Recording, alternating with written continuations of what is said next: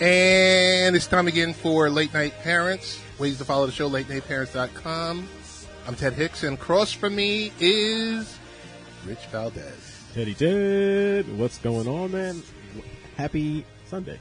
Happy Sunday, Monday, Tuesday, Wednesday, Thursday, Friday, and Saturday to you. Big shout out to Brian Graves, who's controlling the boards. Always does a fantastic job here, kind of keeping us in line. Barely. We're a rough crowd. We're tough to control. Usually we are a little rambunctious. Before we even get started, big shout out to XRP Radio in the UK. I'm not sure what they're doing out there. Rich, I will tell you of our traffic last week. Yes. 57% was in the UK. Really? I have no idea what happened, but from one of our affiliates, right, hammered out there, people pulling down podcasts and all this other stuff. So, big shout out. Home station and 1240 WGBB always holds us down. So, how have you been? Because it's been a funny summer for us. It's been, between the weather. Yeah. We've gone from 100 and plus degree temperatures. Yes. To torrential downpours, to winds tearing up trees and just barely being called tornadoes. Crazy. It has been just wicked weather summer. But I've been enjoying it as much as possible. What about you? I've been enjoying it, kind of extending weekends for me, because I know like everyone likes to take off a Monday. So what I've done this summer is take off a Thursday. Smart. Well, we had the Friday anyway. Right. I a lot of times log jams are around about on Mondays. Right. So with that, got a bunch of topics to get to. We didn't get a chance to talk about this in pre-pro. Nope, we didn't. This is almost all off the cuff. Totally off the cuff, but not really, because our favorite president, it's kind of you kind of get that feeling of who am I going to insult this week? I don't even know what to say. It's with this guy. It seems like whatever floats his boat, strikes his fancy. Suddenly he starts tearing into. Yeah. On Twitter, of course. On Twitter, the little fingers and thumbs just going so fast. Twitter fingers. I don't know. So now it's the state of Baltimore and Representative Elijah Cummings. Yeah. There's always, we've seen a lot on social media, but that the use of the word infestation. Rat-infested district. Come on. Where does he come up with this crap? Well, and it's the worst in the USA. Trust me. Don't get me wrong. Baltimore has its issues. As does every major metropolitan city. Yes. Certain parts of Baltimore that are beautiful. Yes. I tell you, at least once a year, I go down to Inner Harbor. Mm-hmm. I don't know. It's just, in certain ways, it gets kind of tiring. There's a fatigue. There's that normalcy where, hey, I'm just going to say whatever, and then you're going to hear both sides. Right. One that's on the left, one that's on the right, and they're going to see his comments as something totally different. Of course, and sure, that's the whole bipartisan or partisan rather nature of politics, which we see these days, and what we see in the media, and blue versus red, red versus blue. Some things just, I hate to use the phrase common sense, but some things just seem like common sense. Yes. And the way this president has just treated the media, and it's as many people have said, is normalizing the insanity. And that's the problem. That's more than anything. I think that's the problem. I agree with you. They earlier today, I think former governor of Florida, now Senator of Florida, Rick Scott, was like, "I didn't tweet these things." Right. And you just come on. It's painful. It's painful to watch. Mm-hmm. It's painful that humanity is just getting torn apart. And it depends on, pick your brown or black person who's going to be his next villain. Right. And this time it's not, AOC. Right. Yet. Well, again. It was her 2 weeks ago. Right. Again, it'll be her again. It was, their crime infested. Yeah, go back home. Oh, wait, she's born here. She's born here. Come on. And we were talking about this 2 weeks ago. Yes, we were. 2 weeks ago. So it's like, pick your villain, and then you just go nuts. This energizes his base, or really? A portion of his base. Does it really? Yeah, it does. You know that as soon as that went out, there was a group of people going, "Yeah, that's right." Yeah, come on, you know it. Yeah, unfortunately. And that's the group. Those are the ones he's pandering to.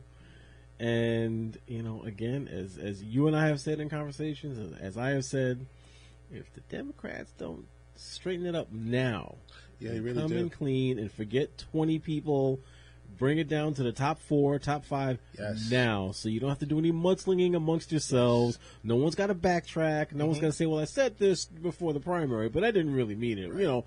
That's a great person. Right. Just all you guys. I agree with don't you. Don't even go into debates. Just stop. Like, otherwise, it's Trump for another 4 years. This upcoming week, there's going to be 2 more debates. Right. With a total of 20 candidates. Right. Stop. Just stop. Or if you guys want to get up there and debate, fine. But and then right away say, but no one, don't vote for me. Don't look for me in the primaries. You got to hear what I said. You know how I feel about things. Right. Look me up in 4 more years, and then we'll have a decent debate conversation. Look towards a vote. Do whatever. So you think these people should go back to their daytime jobs? They should go back to their day senators, mayors, yes, Congress people. Yes, they should absolutely. And start, because here's the one thing I get stuck on. Go ahead. There's a couple of things I get stuck on. Go ahead. But what are you getting stuck on? One thing I get stuck on. It's kind of like you pick your sport. Right. And that person is hired as the general manager and the coach or manager. Right. 2 distinct roles, right? And I'm like, you can't do both of them unless you're Bill Belichick or something like. But that's an anomaly. Right. But I'm sitting here saying, if you were elected by the people to do a job, do the job. I mean, sure, everyone's allowed to step up and look for the next big job, the next position. Sure. I mean, I'm okay with that. I have more problem with those doing it now, especially who have less than 5% chance of a presidential run this time around. But I'm going to go another direction, Rich. Go ahead, Ted. As we make some noise over here. Go ahead, Ted. Okay. I just turned the volume down on my laptop, too, just in case, because I'm usually the one that goes pop, goes the weasel. And the weasel goes pop. Let's just say, Richie V. Teddy Ted. You are the mayor of New York City. Huh. I'm not pointing it out towards the mayor of New York City. That's a full-time gig, right? Mayor of New York City is a full-time gig. Right? No question about it. So, like, when blackouts and everything are happening, and you are in Iowa shilling for votes and money. You should be in New York. But again, not that you can foresee a disaster or an emergency like that. I agree with you. And sure, this is the time when people are, putting their feelers out, looking to see if they are a viable or can be a viable candidate. Okay, But you need to be ready to take the heat when stuff happens and you're not around. That was the one thing I will say. I know people weren't fans of him. Bloomberg. For his 3 terms.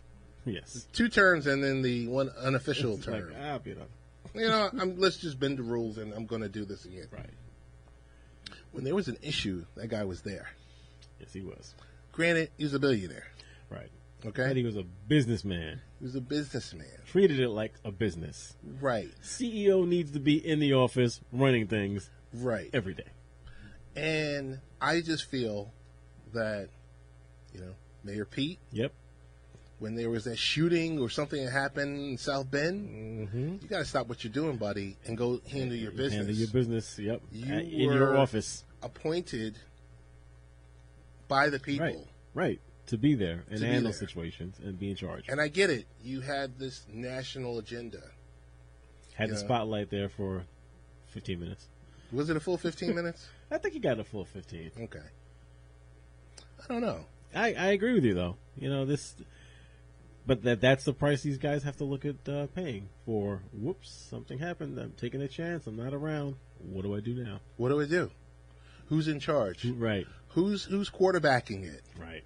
Okay. When that blackout was happening a few weeks ago, Midtown Manhattan, dark. City Council Speaker Corey Johnson immediately stood up, and what happened?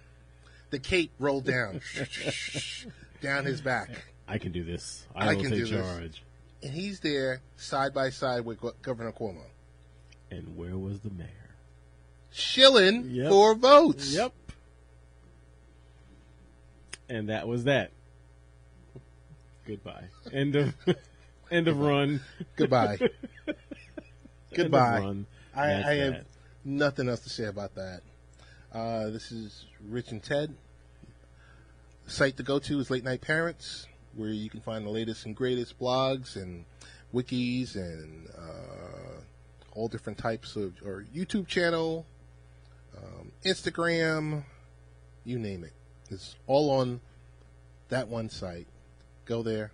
And if you're lazy, type in lnp.tv. You can get there too. Richie V, you had mentioned torrential rains. Yes. That hit us. Downpours. I had never seen a rainstorm like last week. I think it was Monday. I'm not sure if it was Monday. Monday or Tuesday. You're right. It was early in the week. Never. I mean, I got enough notifications on my phone. Alarms going off. Weather service alarms going off. Everyone's sitting on the train and on the bus. Phones. Yes. It's like, okay, here it comes. And it was so funny because before the season starts, I want to have Coach Newt from the Hempstead Raiders in here. Because the one beef I have with the Hempstead Raiders. The one beef. What beef? What do they need to fix? That when you get something from, these alerts, or forecast, and everything else like that, we believe that, a monsoon is coming. Yep. They don't cancel practice. Like, I feel they should cancel it earlier on, because as you and I are receiving these alerts, so are they. So that's my only beef. It's I guess everyone should use their best judgment. And that's what it is. I mean, especially like the situations last week. It was so localized. This was little storm cells coming across and violent. Right. But, from one town to the next, one town may have gotten nothing. True. And some had the deluge. I guess they probably play it by ear like that. Or it's like, wait and see, let's get the kids there, and if nothing happens, they play, but if it does, well, then go home. I've always erred on the side of you're staying home. Right. You're staying home. We're not doing this because when the skies open up, let's just say, hey, I drop you there, and I run to the local CVS, which is approximately maybe 3.5 minutes away. Right. Okay. That's close. That's close. No problem. But however, you can still get caught in that monsoon. In the downpour. You know. Yeah, rains were bad. I mean, this is what we get now. It's of course for us, it is the summer, and we are getting this high humidity and these crazy. Well, you know what? I don't know if the temperatures are all that crazy. I will be curious to see once the summer's over how this one goes on record as far as temperature wise. If it's going to be one of the hotter ones. It was out there. Didn't it feel like it was going to burst? But it was the humidity, I think, that made it worse. Okay. And yeah, that's what we got. So then you get a little cold front come through, and you got that heat and that humidity. That's the setup for the perfect storm, literally. And that's what we had. Storms coming through in the afternoons, downpours, torrential downpours, flooding.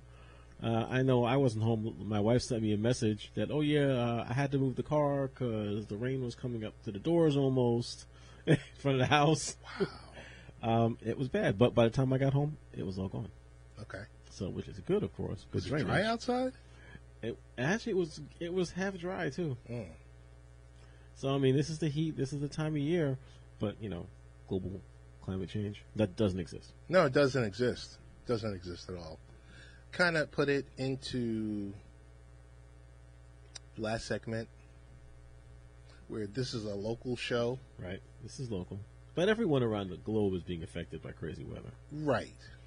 This is one of the hottest summers on record, I believe it is, for Paris. It has to be. I believe that's what it's going down as. I think they said Alaska is 90 degrees. Yeah. Alaska's 90 degrees. I was saying before, this is a local show. Yes. But we would love for it to be national. So we have those same aspirations as Mayor Pete and Tulsi Gabbard and... But it's our job to want to be national. Andrew Yang... And I don't know. Yeah, but no one elected us. No one elected us in the local studio every week. Privately funded. Yes. We don't owe anything to anyone. Correct. You know, like you see some of these candidates, and they're like beholden to XYZ because they know someone's in their pocket. Right. Someone did them a favor. Someone got them there. Everyone owes someone something. One thing I will say is thank you to our friends at Verizon who have supported us, Verizon Fios, I think almost since we started. Yeah. I remember you talking about that relationship at the very beginning, before I came on. Yeah. So it's like they've supported us since late 15, early 16. I may be thinking about looking at cutting over. Really? Possibly. Just maybe. It's been a thought. Did you get a bad taste from? No, actually no. Okay. No, still no bad taste. Okay. I gotta say, we're talking names. I gotta give Optimum a shout out because they've always been good to me. But prices get a little higher. I'm like, all right, it is getting a little pricey. I gotta make that phone call so they can cut it back a little bit. Yeah.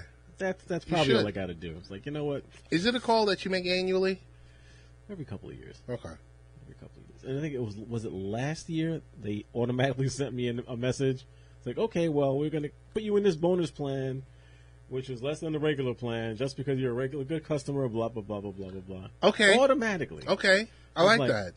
I did like that as well. I'm like, I like all right, that. That's a good look. All right. I mean, because when you have long-standing customers 20 years that have auto pay is enabled and all the other pieces are enabled.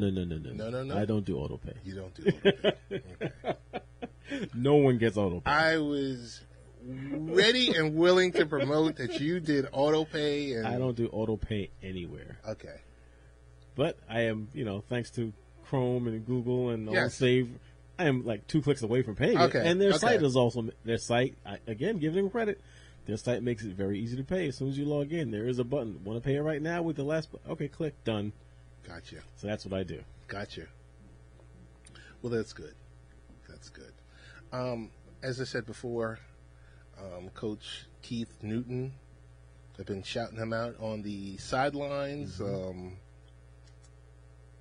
It's been basically a conversation I've been wanting to have with him for about 18 months or so. Right. He said, Mr. Hicks, I'm ready for you. And I said, Coach Newt, we're going to have you come on down, and we're going to have you talk about the program and everything else like that. Just a lot of good things that they do with the community. A lot of good things that they're with developing these young men that are out there from the ages of 5 to 13. Okay. I had a conversation with one of his coaches, and we were talking about kind of touchy subject. What was that? Well, we were talking about he was giving some of the youth direction. Okay. Okay. Certain plays to run. Okay. And one or two were mouthing back. Oh, they don't play. He said, this is easy. He said to them, okay, and just remember this because on Sunday you will not play. Good man. He said, your jersey will stay crisp and white. And clean. And he said, you won't even need to wash it. Good. Good for him. But then And tell the parents, your child is not playing right. because you mouthed off in right. practice. So then, but when you peel the onion back a few layers. Go ahead. And you got to go there. Go ahead. And I said, Coach, I'm going to leave his name as anonymous. Coach Anon. I said, not QAnon, Coach Anon. Because you say QAnon, But I said, I'm like, some of these players that are, the players that were mouthing off. Right. I said, where are the dads? Right. I said, where are the dads? You got to be careful there, Ted. I said to the coach, not to anyone else. I know. I said, where are the dads? Because they were pushing back. I noticed the pushback. From who? Who was pushing back? The players were pushing back against him, and I said, they're pushing back. Tough. He's being tough, and there's no male authority figure. Touchy subject. Very, very touchy subject. Got to go to the statistics on this one. See if that was that. Are you speaking from knowledge? That No. These certain students. No, I'm speaking from the fact of the two young men that were there. Yeah. I saw Mama there all the time at all the so practices. you are speaking from knowledge. That's knowledge. But it's that's firsthand observation. How do I change that? It's firsthand me observation. observing 10 games Yes. and seeing the same parents there. Right. Okay, that's fair. And seeing that, you put, in that case, you put that male figure. Right. Because there's a lack of a male figure. Right. So you put that coach who's trying to help these young men. They're pushing back, and he's just like, He's that figure for 3 hours a 3 week. hours, right. Right. 2 hours a day. Yep. 3 hours a week. Mm.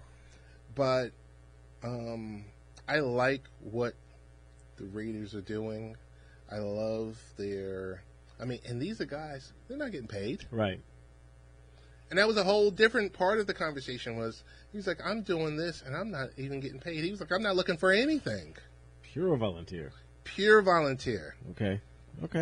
Only reason I say this, Rich, is because another game that I was at, same coach. Right. I guess there was an uncle that was there. Okay. And wanted a few plays run for his nephew.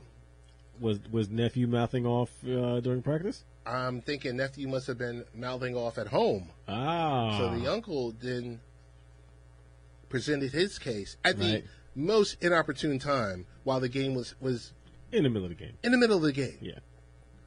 And the coach turns around to look at he's like, that's great that you want me to run these plays. However, where are you during the week for the last 10 weeks? Uncle proceeded to sit down? He sat his A down. Yes. That's what he did. Good.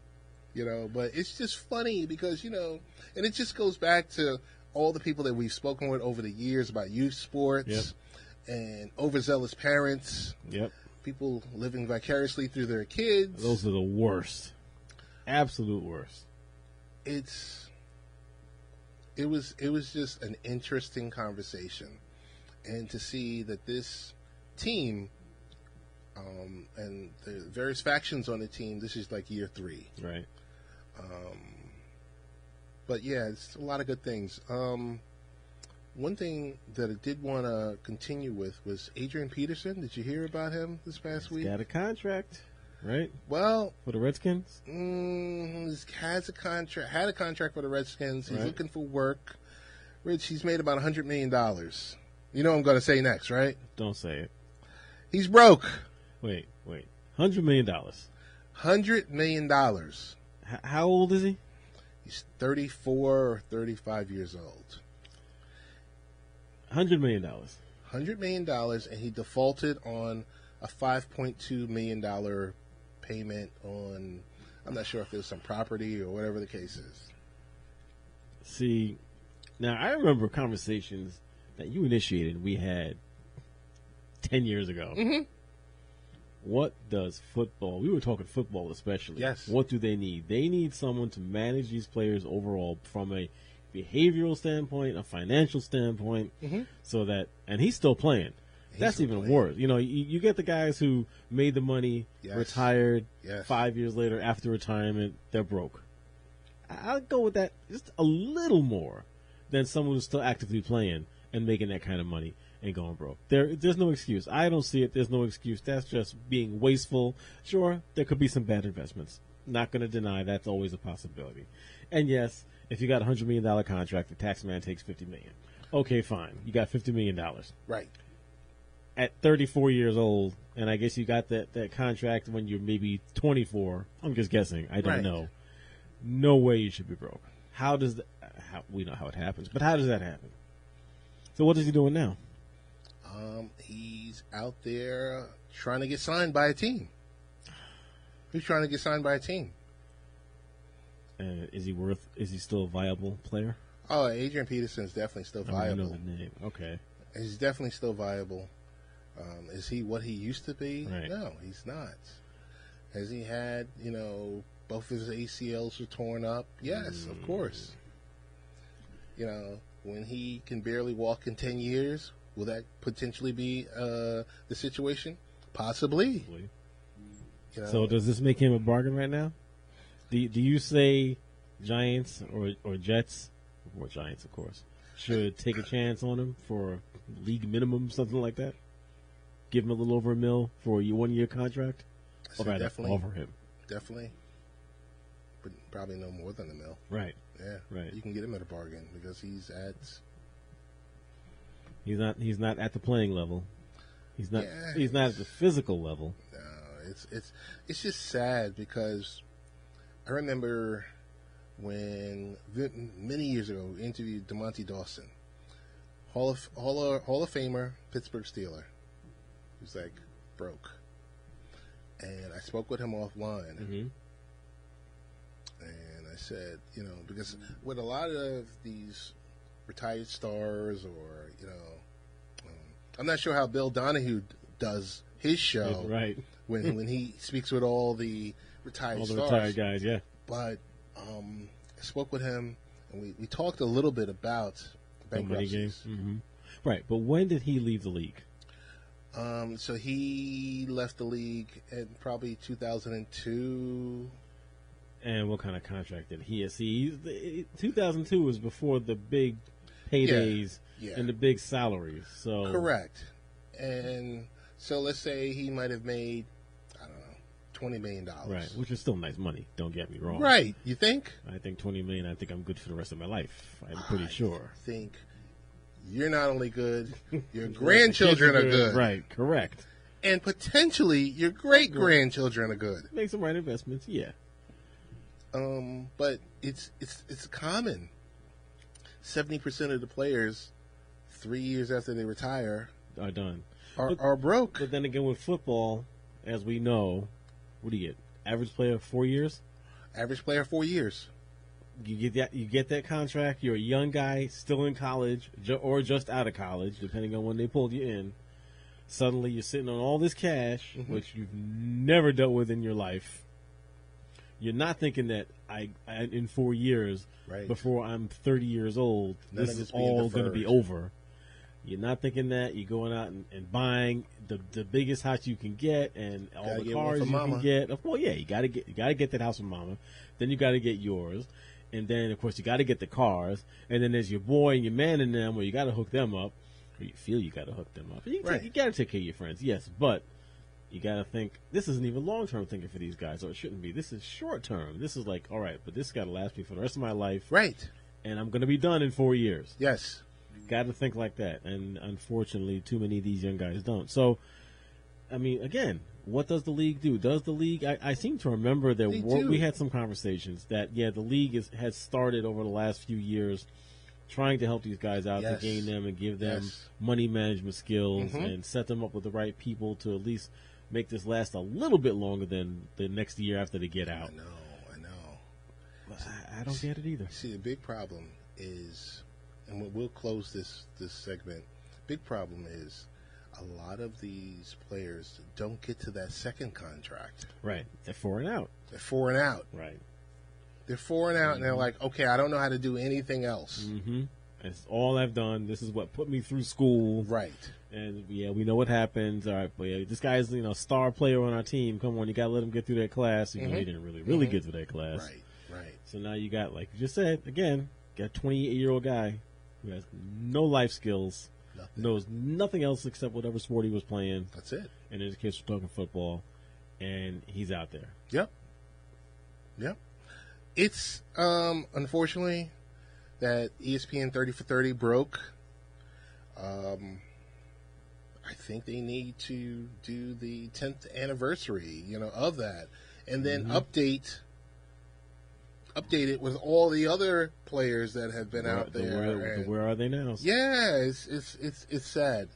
It's just like our mindset is so much different because we get to work 30 years in our field. Right. We know we're going to work for 30 years. We know we're going to work for 30 years. Yep. So we're going to be like, okay, let me plan this out the right way. Yep.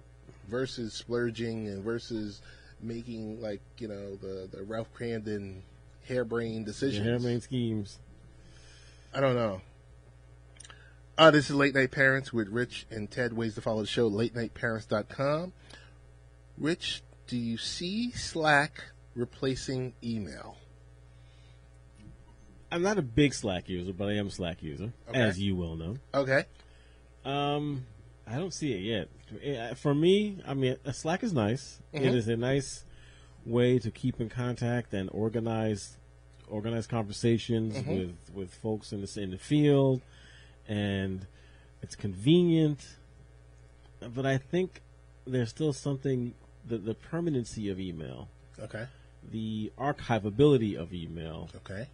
Of course, using email across multiple platforms. Again, not a big Slack user, so I'm sure I can have Slack app on just about any device and synchronize my conversations, things like that. But, I see it as an viable, not even an alternate, a subsidy, because it's more conversational, which has its place. Right. But emails, more one-on-one. You still need that one-on-one communication more often than not, I think. But that's just my opinion. That's all. What about you? I know you use Slack as well. I use Slack. For me, that urgency, that being able to immediately get to someone is really, really nice because we're working in a field where all the people that we need to deal with aren't physically housed in one building. Right. So I like that. I have downloaded the Slack app, the desktop app. Right. Yes, I have that too. So right here. I like it. But I'm still an email person. Same here. I'm still an email person. Whereas, person didn't respond to your email, to your phone call. So I think maybe a better question is, do I still pick up the phone? Yes, I do. Yeah. I pick up the phone, speak with people, and that's primary. Right. With me, secondary is, in our business, we're like, as per our discussion, and that's when I'll state blah, blah, blah, blah, blah, blah, blah. You all have that verbal or written diarrhea, and you go send, boom, like that. But I think for our beloved millennials, Yes. I think Slack could be it because millennials don't like to send email. They don't like to use email. That's true. Could be. Could be. I guess all I'll say is I guess time will tell. For me, I don't see it right now. You remember when they said Right now. Betamax would never be... Betamax. And it's better. Betamax is better. It's got higher resolution than VHS. Yeah, but... You were there when VHS, the top-loading VHS. Yes, I owned that JVC model that almost everyone had with the big square buttons of multicolors. The first four had one that JVC did. You were there with the lowest-end DVD player. You were there, and so was I, for Blu-ray. Still there for Blu-ray. Still there for Blu-ray. I know what you're saying. And I'm not saying it's not possible. I'm not saying that it won't happen. Okay.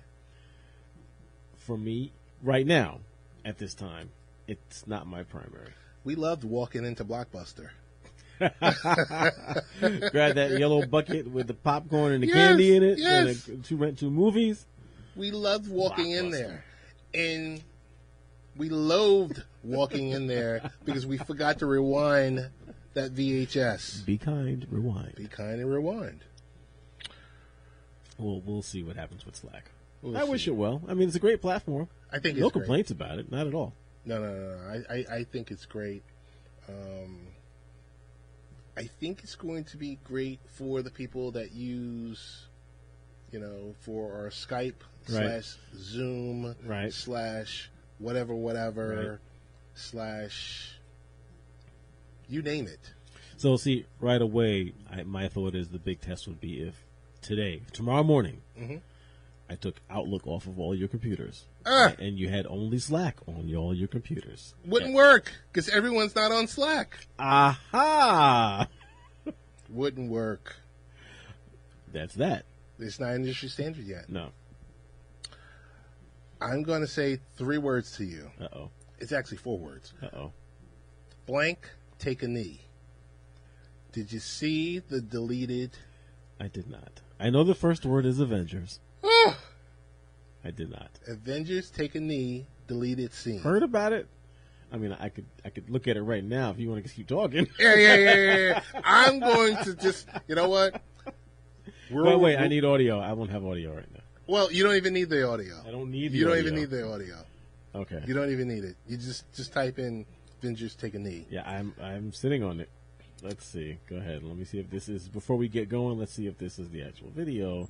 While you review that, I just want to say Marcus Stroman to the Mets.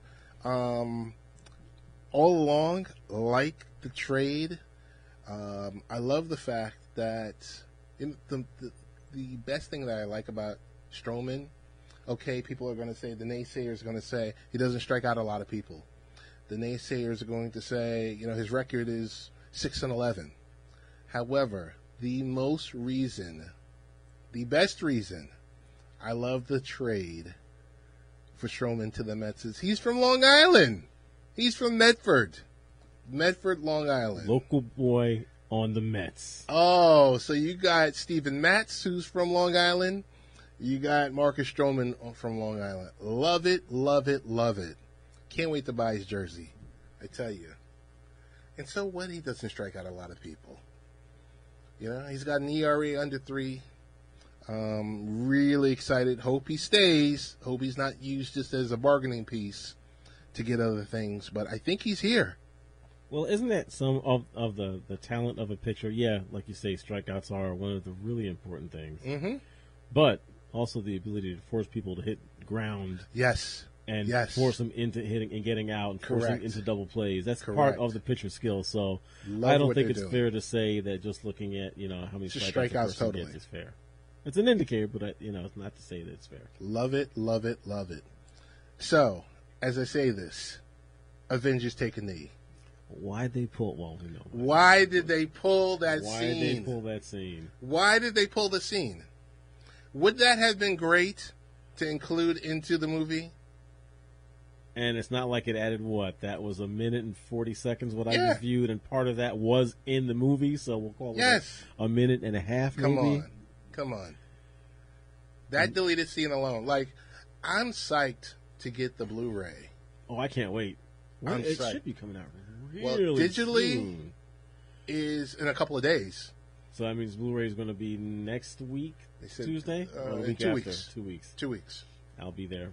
I will have that, and then I'll get the digital copy with my Blu-ray. Oh, of course. Of course. Gotta have that Blu-ray. But I saw that scene, and it's been viewed, oh my goodness, like 11 million times or something like that. And you're like... Forget the obvious, socio-political tie-ins. Yes. We can forget that. Yes. It was a perfect scene. It's a perfect scene. Why did they pull that? Like the ultimate respect. Yep, exactly. The I mean, he ultimate was the respect. one that started it all, and when we can give spoilers now. At this point, we're months away. We see Gamora. We see Gamora. That's big. That's big. That's big. I like it. I really like it. Before we get to the last topic, hey, you been watching Fear the Walking Dead? No, I have to start again. I haven't watched Fear since the middle of the season before the reboot. Okay. Before the full restart, making it to, and I've been saying I got to do it. And I might even start that tonight because I have nothing to look at Sunday nights. I mean, as you know, I watched Fear before I actually watched The Walking Dead. The Right, Walking Dead. right. In which I haven't been watching. Walking Dead, I just wasn't feeling it since last season. Really? Yeah. Since before or after Grimes left? After. Up to Grimes, even up to Grimes leaving, it was okay. Just things, the way they started going after he died. Died. It's just the things, the way they were going with Alpha and Beta, whatever his name is. That whole storyline, I just didn't like it. Okay. So we'll see. I'll give them a chance, though. I know there's plenty of tie-ins now, even more than there were before, between Fear and The Walking Dead. I mean, I see it in the commercials, so there's nothing to give away here. It's great. It's great. I like it. And you're starting to see more and more tie-ins. Right. You know, and I think I told you offline that there was one scene with the helicopter.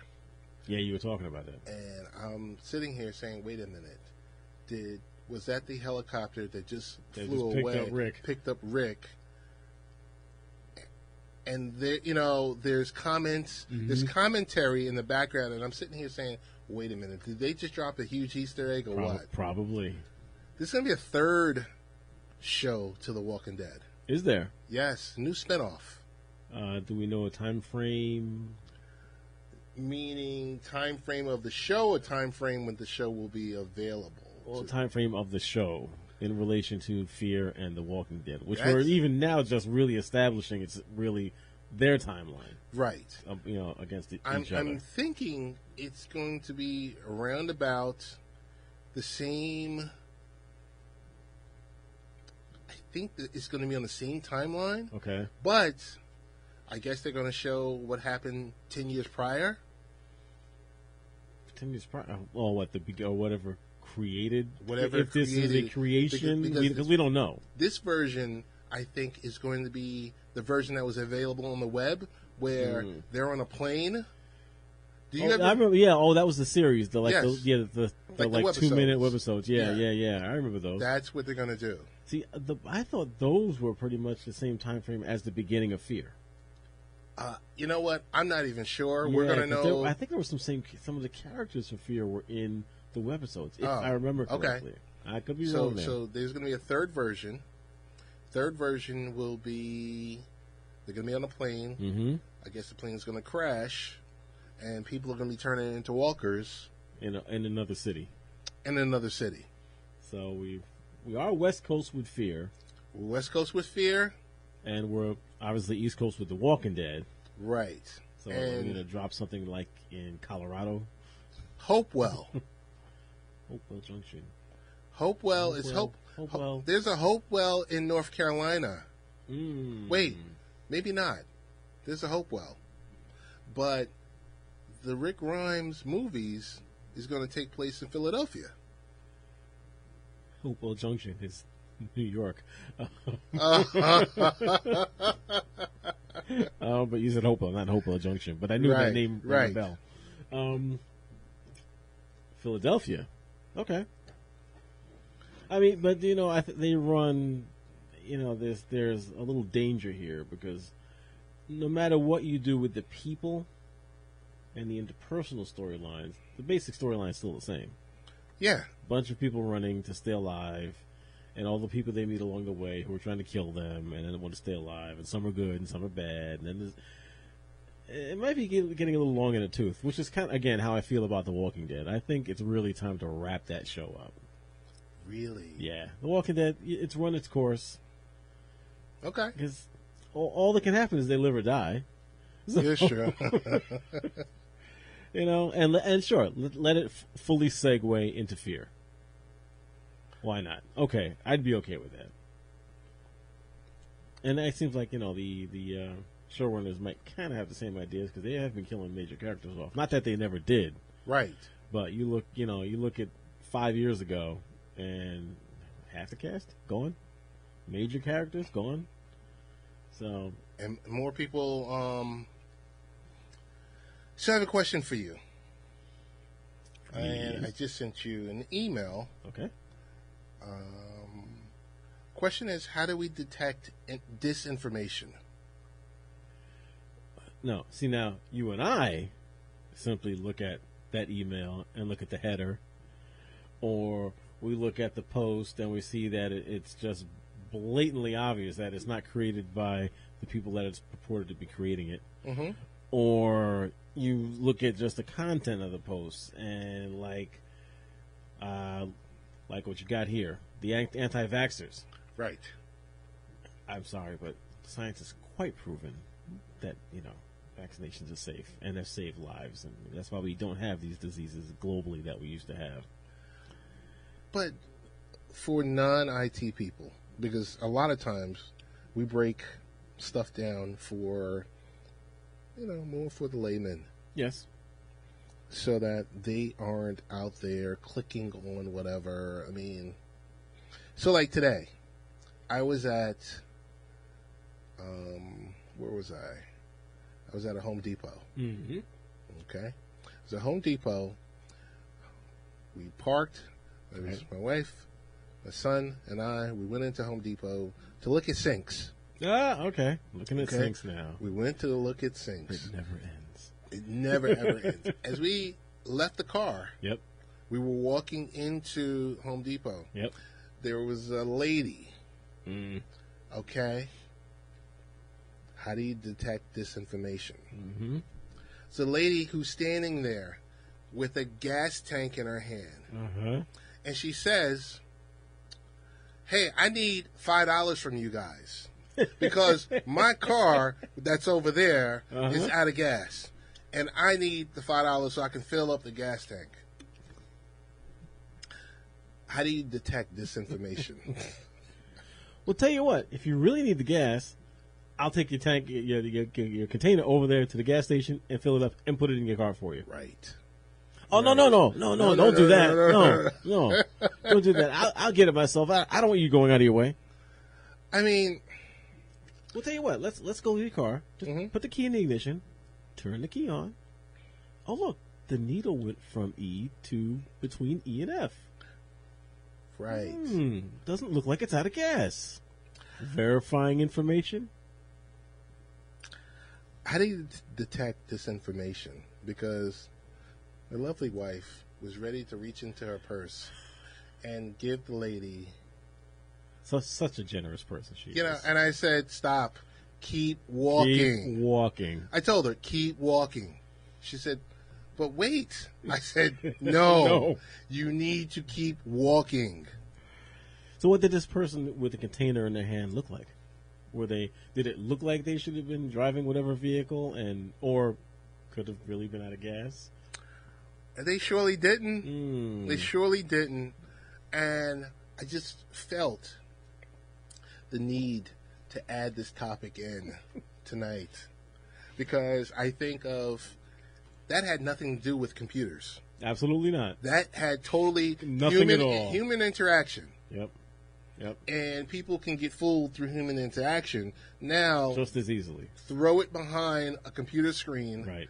that has a glossy retina screen. Right. Mm-hmm. And how'd that information pop up? I mean, you know what? You and I joke about this all the time. Mm-hmm. You type in 1 or 2 words in a search. Yes. Or we always also joke about you say it out loud near your phone almost. Yes. And things start popping up in your social media feed of the same topic. So when you get presented with quote unquote information, mm-hmm. you got to think about it. Well, how did this come up in my feed in the first place? And why is this being presented to me? Right. On the political side of things, once you click on one, even if it was something that you weren't looking for, and you said, "Oh, let me look at that," then suddenly it's a message that says, "The sky is blue," and this side says it so. And suddenly you see more sky is blue posts, right, and more sky is blue posts. Right. Why do you think this is happening? Do you think really suddenly everyone realized the sky is blue? No, it's algorithms. It's advertising. Yes, you are being pinpointed by tech, and that's why we're worried about with the election, right? Of course, this is what created what we've got going on now. I mean, you got to think about it. Talking from the political standpoint, you get that message, that post from whatever side it may be. Does this hit your heartstrings? Do you have this sudden emotional reaction to it? Do you then click on another link like the same thing? All you're doing is feeding that algorithm and that social media. It's like, oh, they clicked on it, they read it. Let's send them some more of the same thing. They must be interested in it, and more, and more, and more. It's like a Venn diagram. Yeah. Where do you overlap? You start to overlap with everything. With everything. It's just crazy. And, I mean, in closing, we are totally concerned about 2020. Yes. Because we saw what happened with 2016. Mm-hmm. We saw what the information or misinformation. Misinformation is a better word. And we need to do our best with detecting this mis/disinformation. See, you and I look at it as common sense. Correct. Where is the missing link for the other 60%? Is it we look at it as common sense, or we've just been exposed to this stuff for probably 20 plus years, where we're sitting here and we're looking at it, we're like, this right here, this isn't legit. This isn't legit. Mouse over it. Oh, what does it say right here? Look at this. Right. We know the obvious signs, which get by people all the time. Right. Along those lines, and I forget who it was, but it might have been Georgia. One of the states is seriously considering. It was Georgia. One of the states seriously considering going back to paper. Yes. For voting and not using the computers. Well, not using the voting machines. They were subject to ransomware. Oh, that's the same group, the same town. They were subject to ransomware. I remember that story. Okay. So here they are, somebody who had XYZ amount of permissions clicked on something, and next thing you know, unemployment checks aren't being sent out. Health and related service type stuff isn't happening. Right. And people are like, what's going on? People are like, what's going on? And I mean, we all know what the situation is. And then they say, I can't open my Word docs.